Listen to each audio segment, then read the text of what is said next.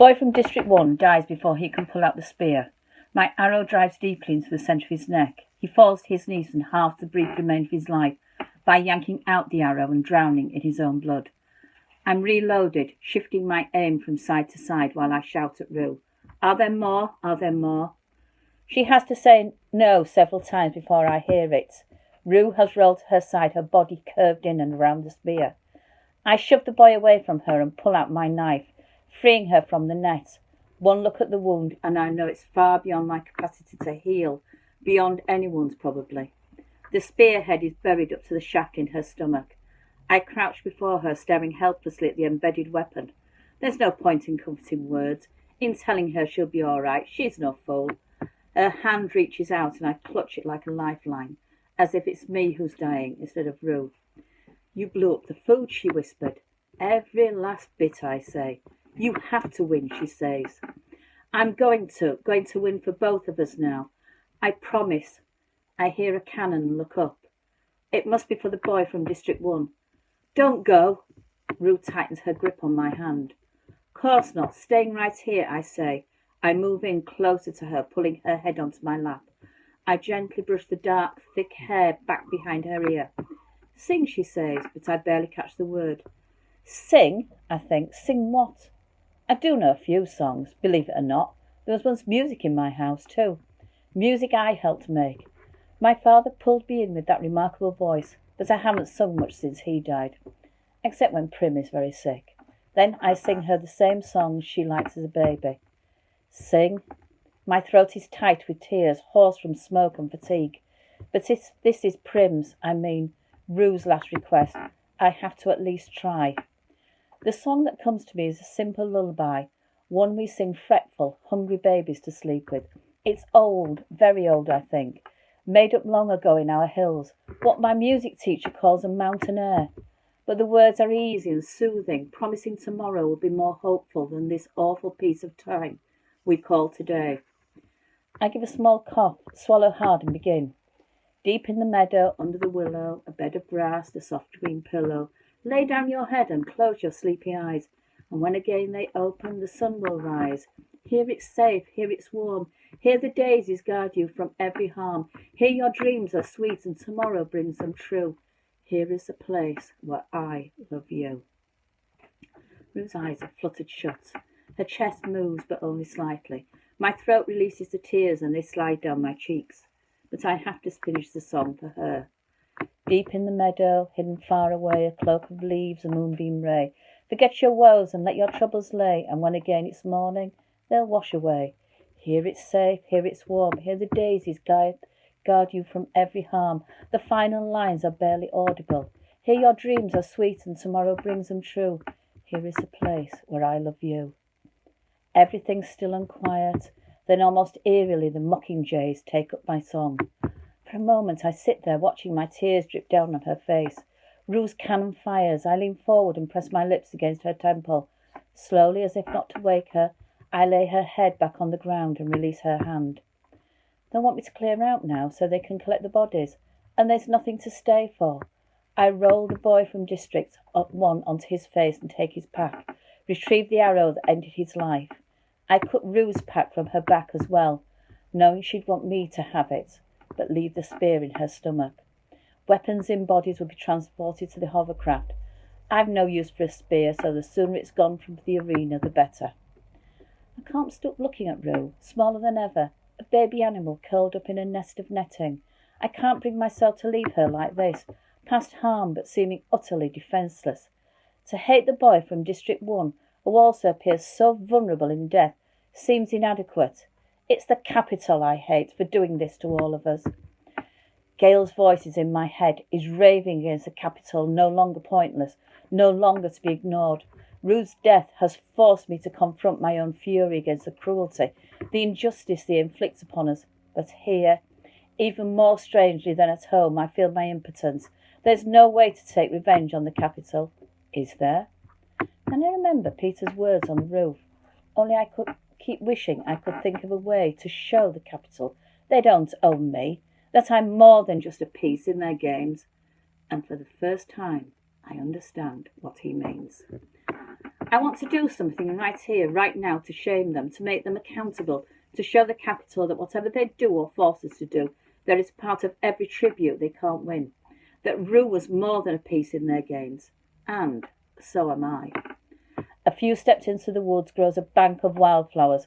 Perhaps they are really weeds of some sort, but they have blossoms in beautiful shades of violet and yellow and blue. I gather up an armful and come back to Rue's side, slowly, one stem at a time. I decorate her body in the flowers, covering the ugly wound, wreathing her face, weaving her hair with bright colours. They'll have to show it. Or even if they choose to turn the cameras elsewhere at this moment, they'll have to bring them back when they collect the bodies, and everyone will see her then, and I know I did it. I step back and take a last look at Rue. She could really be asleep in that meadow after all. Bye, Rue, I whisper. I press her 3 middle fingers on my left hand against my lips and hold them out in her direction. Then I walk away without looking back. The birds fall silent. Somewhere a mockingjay gives the warning whistle that precedes the hovercraft. I don't know how it knows. It must hear things that humans can't. I pause my eyes, focused on what's ahead, not what's happening behind me. It doesn't take long. Then the general birdsong begins again, and I know she's gone. Another mockingjay, a young one by the look of it, lands on a branch before me, and he bursts out Rue's melody. My song. The hovercraft was too unfamiliar for this novice to pick up, but it has mastered her handful of notes, the one that means she's safe. Good and safe, I say as I pass under its branch. We don't have to worry about her now. Good and safe. I've no idea where to go. The brief sense of home I had that one night with Rue has vanished. My feet wander this way and that until sunset. I'm not afraid, not even watchful, which makes me an easy target. Except I'd kill anyone I met on sight. Without emotion or the slightest tremor in my hands, my hatred of the capital has not lessened my hatred of my competitors in the least, especially the careers, that they at least can be made to pay for Rue's death. No one materialises, though. There aren't many of us left, and it's a big arena. Soon they'll be pulling out some other device to force us together. But there's been enough gore today. Perhaps we'll even get to sleep. I'm about to haul my packs into a tree to make a camp, when a silver parachute floats down and lands in front of me. A gift from my sponsor? But why now? I've been in fairly good shape with supplies. Maybe Hamish has noticed my despondency and is trying to cheer me up a bit. Or could it be something to help my ear? I open the parachute and find a small loaf of bread. It's not the fine white capital stuff. It's made of dark ration grain and shaped in a crescent, sprinkled with seeds. I flash back to Peter's lesson on the various district breads in the training centre. This bread came from District 11. I cautiously lift the still warm loaf. What must it have cost the people of District 11, who can't even feed themselves? How many would have had to do without to scrape up a coin to put in the collection for this one loaf? It had been meant for Rue, surely. But instead of pulling the gift when she died, they'd authorised Hamish to give it to me, as a thank you, or because, like me, they don't like to let debts go unpaid. For whatever reason, this is a first. A district gift to a tribute who's not your own. I lift my face and step up into the last falling rays of sunlight. My thanks to people of District 11, I say. I want them to know I know where it came from, that the full value of their gift has been recognised. I climb dangerously high into the tree, not for safety, but to get as far away from today as I can. My sleeping bag is rolled neatly in Rue's pack. Tomorrow I'll sort through the supplies. Tomorrow I'll make a new plan. But tonight all I can do is strap myself in and take tiny bites of the bread. It's good. It tastes of home. Soon the seal's in the sky. The anthem plays in my right ear. I see the boy from District 1, Rue. That's all for tonight. 6 of us left, I think. Only 6. With the bread still locked in my hands, I fall asleep at once. Sometimes, when things are particularly bad, my brain will give me a happy dream. A visit with my father in the woods, an hour of sunlight and cake with Prim. Tonight it sends me Rue, still decked in her flowers, perched in a high sea of trees, trying to teach me to talk to the mockingjays. I see no sign of her wounds, no blood, just a bright, laughing girl. She sings songs. I've never heard in a clear, melodic voice. On and on through the night. There's a drowsy in-between period when I can hear the last few strains of her music, although she's lost in the leaves. When I fully awaken, I'm momentarily comforted.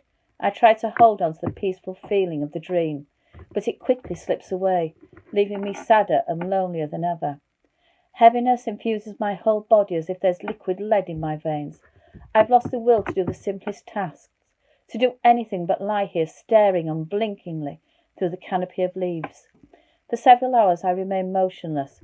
As usual, it's the thought of Prim's anxious face as she watches me on the screens back home that breaks me from my lethargy. I give myself a series of simple commands to follow, like, now you have to sit up, Katniss. Now you have to drink water, Katniss. I act on the order of this slow, robotic motion. Now you have to sort the packs, Katniss. Rue's pack holds my sleeping bag, her nearly empty water skin, a handful of nuts and roots, a bit of rabbit, her extra socks and her slingshot. The boy from District 1 has several knives, 2 spare spearheads, a flashlight, a small leather pouch, a first aid kit, a full bottle of water, and a pack of dried fruit. A pack of dried fruit? Out of all he might have chosen from, to me this is a sign of extreme arrogance. Why bother to carry food when you have such a bounty pack at camp? When you will kill your enemies so quickly you'll be home before you're hungry. I can only hope the other couriers travelled so lightly when it came to food, and now found themselves with nothing. Speaking of which, my own supply is running low. I finished off the loaf from District 11 and the last of the rabbit. How quickly the food disappears. All I have left are Rue's roots and nuts, the boy's dried fruit and 1 strip of beef. Now you have to hunt, Katniss, I tell myself. I obediently consolidate the supplies I want into my pack. After I climb down the tree, I conceal the boy's knives and spearheads in a pile of rocks so that no one else can use them. I've lost my bearings, what with all the wanderings around I did yesterday evening, but I try and head back in the general direction of the stream. I know I'm on a course when I came across Rue's third unlit fire. Shortly thereafter, I discover a flock of gooselings perched in the trees and take out 3 before they know what hit them. I return to Rue's signal fire and start it up, not caring about the excessive smoke. Where are you, Cato? I think as I roast the birds and Rue's roots. I'm waiting right here. Who knows where the couriers are now? Either too far to reach me or too sure this is a trick, or, is it possible, too scared of me. They know I have the bow and arrows, of course. Cato saw me take them from Glimmer's body, but have they put 2 and 2 together yet? Figured out I blew up the supplies and killed their fellow courier. Possibly they think Thresh did this. Wouldn't he be more likely to revenge Rue's death than I would, being from the same district? Not that he ever took any interest in her.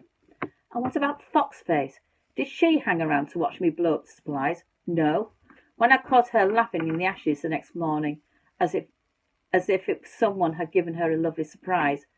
I doubt they think Peter has lit this signal fire. Cato's sure he's as good as dead. I find myself wishing I could tell Peter about the flowers I put on Rue, that I now understand what he was trying to say on the roof. Perhaps if he wins the games, he'll see me on Victor's night, when they replay the highlights of the games on a screen over the stage where we did our interviews. The winner sits in a place of honour on the platform, surrounded by the support crew. But I told Rue I'd be there for both of us, and somehow that seems even more important than the vow I gave Prim. I really think I stand a chance of doing it now, winning. It's not just having the arrows or outsmarting the careers a few times, although those things help. Something happened when I was holding Rue's hand, watching the life drain out of her. Now I am determined to revenge her, to make her loss unforgettable, and I can only do that by winning, and therefore making myself unforgettable. I overcook the birds, hoping someone will show up to shoot, but no one does. Maybe the other tributes are out there beating one another senseless, which would be fine. Ever since the bloodbath, I've been featured on screens, most than I care. Eventually I wrap up my food and go back to the stream to replenish my water and gather some. But the heaviness from the morning's drapes back over me, and even though it's only early evening, I climb a tree and settle in for the night. My brain begins to replay the events from yesterday. I keep seeing Rue speared my arrow, piercing the boy's neck.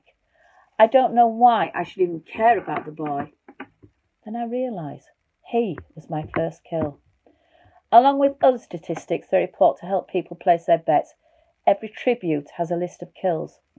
I guess technically I'd get credited for Glimmer and the girl from District 4 too, but dumping that nest on them. But the boy from District 1 was the first person I knew would die because of my actions. Numerous animals have lost their lives at my hands, but only one human. I hear Gail saying, "How different can it be, really?" Amazingly similar in the execution, a bow pulled, an arrow shot, entirely different in the aftermath. I killed a boy whose name I don't even know. Somewhere his family is weeping for him. His friends call for my blood. Maybe he had a girlfriend who really believed he would come back. But then I think of Rue's still body, unable to banish the boy from my mind. At least for now. It's been an eventful day according to the sky. No deaths. I wonder how long we'll get until the next catastrophe drives us back together. If it's going to be tonight, I want to get some sleep first. I cover my good ear to block out the strains of the anthem, but then I hear the trumpets and sit straight up in anticipation. For the most part, the only communication the tributes get from outside the arena is the nightly death toll. But occasionally there will be trumpets, followed by an announcement. Usually this will be a call to a feast. When food is scarce, the game makers will invite the players to a banquet somewhere known to all like the cornucopia as an inducement to gather and fight. Sometimes there is a feast and sometimes there's nothing but a loaf of stale bread for the tributes to compete for. I wouldn't go in for the food, but this would be an ideal time to take out a few competitors. Claudius Templesmith's voice boomed down from overhead, congratulating the 6 of us who remain. But he is not inviting us to a feast, he's saying something very confusing. There's been a rule change in the games. A rule change? That in itself is mind-bending, since we don't really have any rules to speak of, except don't step off your circle for 60 seconds, and the unspoken rule about not eating one another. Under the new rule, both tributes from the same district will be declared winners if they are the last 2 alive. Claudius pauses, as if he knows we're not getting it, and repeats the change again. The news sinks in. 2 tributes can win this year if they're from the same district. Both can live. Both of us can live. Before I can stop myself, I call out Peter's name.